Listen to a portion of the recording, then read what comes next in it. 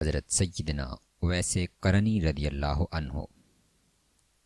آپ کا نام اویس، والد کا نام عامر، کنیت ابو عمر، قبیلہ کرن اور علاقہ یمن ہے۔ آپ کو خیر التابعین کہا جاتا ہے۔ آپ رضی اللہ عنہ نے پیارے آقا صلی اللہ علیہ وآلہ وسلم کا زمانہ مبارک پایا ہے، لیکن آپ کبھی پیارے آقا صلی اللہ علیہ وآلہ وسلم سے ملاقات نہ کر سکے۔ پیارے آقا صلی اللہ علیہ وآلہ وسلم کے صحابہ کرام علیہم الرضوان سے آپ کی ملاقات کا ثبوت موجود ہے، لہٰذا آپ تابعی ہیں اور تابعین میں تمام تابعین سے افضل ہیں، اسی لیے آپ کو خیر التابعین کہا جاتا ہے۔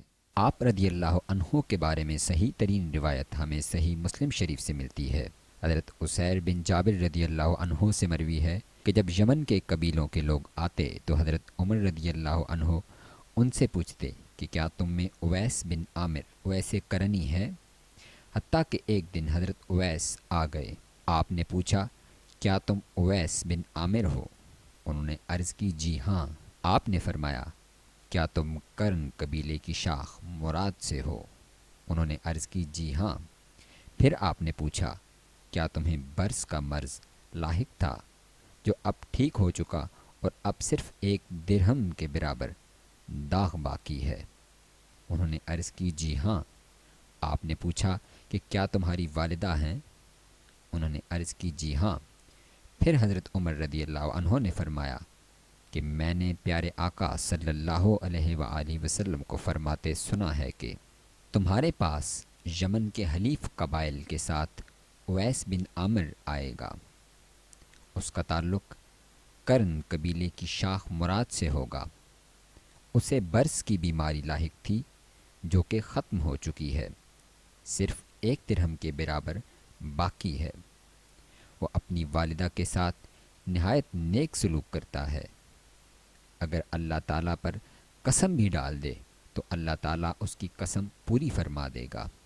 چنانچہ اگر تم اس سے اپنے لیے استغفار کروا سکو تو لازمی کروانا، لہٰذا آپ میرے لیے مغفرت کی دعا کریں۔ تو انہوں نے حضرت عمر رضی اللہ عنہ کے لیے مغفرت کی دعا فرمائی۔ پھر حضرت عمر رضی اللہ عنہ نے آپ سے پوچھا کہ آپ کہاں جانا چاہتے ہیں، یعنی کہاں کا رخت سفر ہے؟ تو انہوں نے عرض کی کہ کوفہ جا رہا ہوں۔ حضرت عمر رضی اللہ عنہ نے کہا کیا میں کوفہ کے گورنر کے نام خط لکھ دوں؟ تو انہوں نے عرض کی نہیں، میں گمنام رہوں تو مجھے زیادہ اچھا لگے گا۔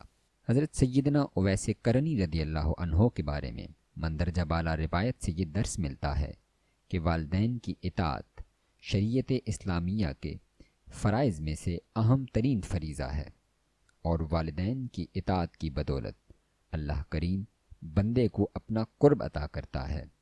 جسے اللہ تعالیٰ اپنا قرب عطا کر دے، یعنی اپنا ولی بنا لے، اس سے دعائے برکت و مغفرت کروانا حدیث صحیح سے پیارے آقا صلی اللہ علیہ وآلہ وسلم کے حکم مبارک کے مطابق حضرت عمر رضی اللہ عنہ کے عمل سے ثابت ہے۔